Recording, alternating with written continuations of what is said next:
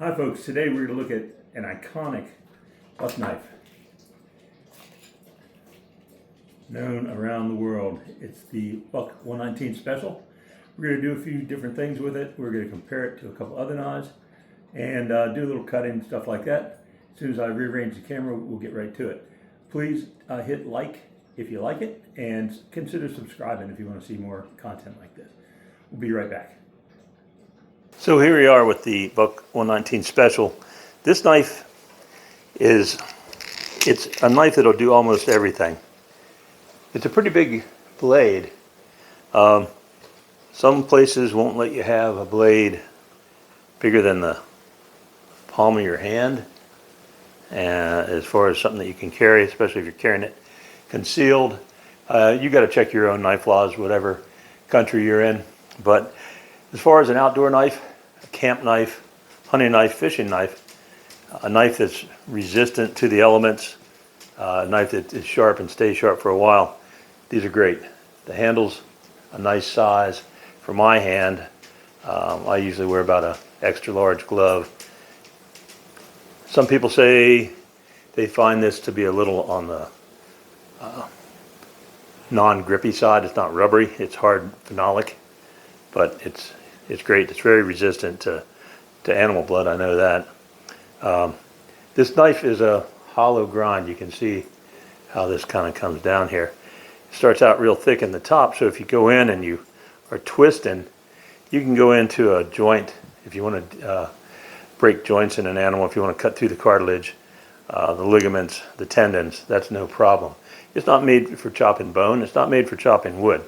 When I was coming up as a kid, if we wanted to chop wood when we were out, we used something a little different. We called it a hatchet. Worked great. I never heard of batoning until a couple years ago, maybe 5 years ago, when I started watching some Dutch guys who mess with knives. But I'm not going to break a knife that I know is not made for heavy impact use. I'm not going to use it. I'll just say this, in over 60 years of shooting guns, I have never once had the need to shoot at a knife blade. In decades in the outdoors, I've never once had the need to put a knife into a stump and then hit it with a baseball bat. And unlike a guy who goes by Joe on the internet, I've never had to stab my knife through the roof of a car. But I've used it to cut things up in the kitchen. I've used it to cut things up in the woods. This knife, here's a plastic bottle. Yeah, no problem. Easy peasy. This isn't real heavy cord. It's a little thicker than paracord, doubled up right through like butter. No big deal. The first one of these that I had, I did break it because Buck puts or did in the old days, they had an emblem with this knife on an anvil with a nail between the knife and the anvil, and somebody was cutting through a nail. That's actually a demonstration that Mr. Buck used to do when he wasn't running a real big company. He was running a smaller company, and he'd go around to different shops, not shops, sporting goods stores and general stores, things like that, try to show people how tough his knives were, and he would cut through a nail. So my first one of these I got in about 1974. There's one more thing I cut. This is I was cutting some sheets to size. This is silicone webbing that I've got on some racks, and it's on the racks, and there's beef jerky drying right now in the background if you hear a fan, but makes really quick work of that. So anyway, I said, well, they advertise it as cutting through something. I had two small deer antlers that we call spikes here in the United States. Just two little antlers about that big. It was a legal buck, and I was going to take the antlers off and use them for some kind of craft. But I didn't have a saw with me. I didn't have a hacksaw. So what I did is I got a piece of wood and I put the blade on it and I whacked it and whacked it and whacked it. Pulled it out. Didn't seem to be any damage to the knife. There wasn't any damage to the antlers either. I whacked it and whacked it a few times and it'd move a little bit. And it moved a little bit more and I thought, hey, I'm making progress. And then when I pulled it out, there was a kind of a semi-moon shaped chunk of knife missing. That knife was made from 440C steel, and one of the problems that Buck had with those knives were that they would break, and they'd often break in that configuration with sort of a half moon out of them. So they went away from the 440C, they went to a different steel, and then a number of years later they went to the 420HC that they use today. And it's a great steel. Sharpens easily, holds an edge, very rust resistant. This knife has been featured, I don't know, in all kinds of things. You'll see, if you look in stores, you'll see knives that pretty closely copy this.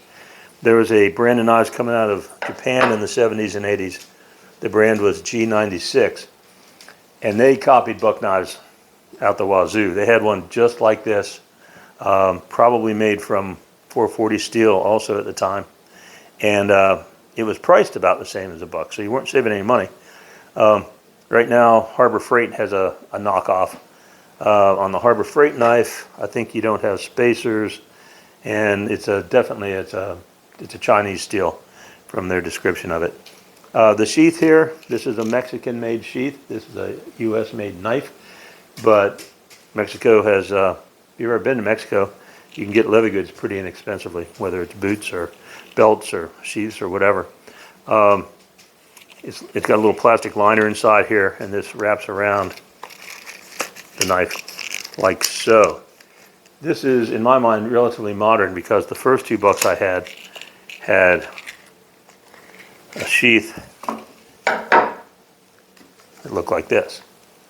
This is a sheath on a Buck 105. It's a relatively old 105, and it just snaps over it. This is a knife that I bought used, and if you want to take a look at it, the knife looks beautiful, right? It didn't look this great when I got it, but I had it sent directly to Buck for their resharpening and spa treatment. So every blemish was buffed out of the aluminum, the phenolic was all buffed up, the knife was sharpened, and all that was done and returned shipping to me. That whole thing was done for $6.95, so that's a fantastic service that Buck offers if you aren't great at sharpening knives yourself.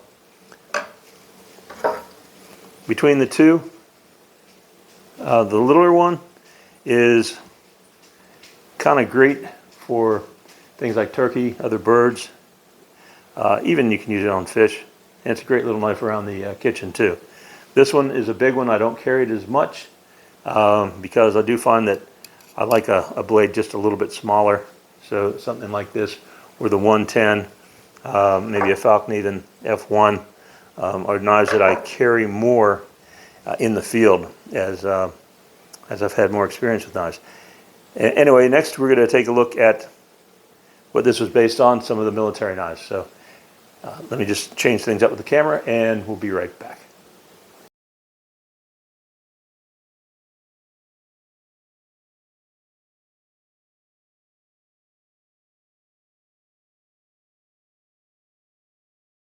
So the Buck 119, very similar to basically the style and shape of a knife that Buck was making before they became a large company. Hoyt Buck was making knives to send off to the troops to basically donate in World War II. World War II, the US got into it. We were not really prepared with manufacturing and everything, so Buck was down in the basement of his church at nights building knives. Wouldn't have been stainless steel back then, it would have been carbon steel.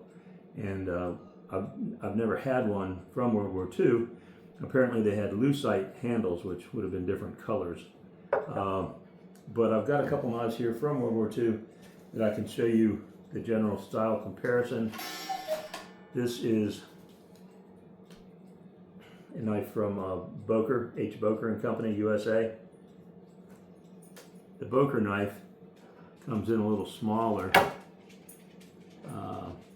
about 5 inches. And this would be a Mark 1. Unusually, this is only marked Boker. And let's see if you can see it here. There you go. But it's not marked U.S. Navy. It was an issue knife. This was one of my dad's knives when he was in the Pacific in World War II. This was at Hawaii and also Okinawa.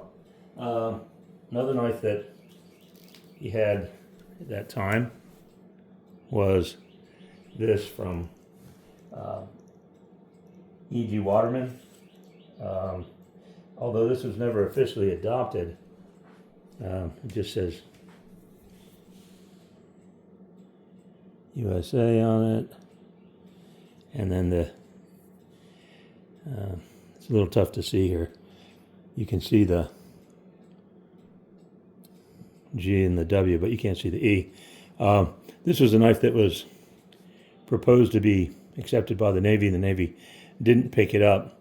Interesting thing is that this is a wood handle rather than a leather handle.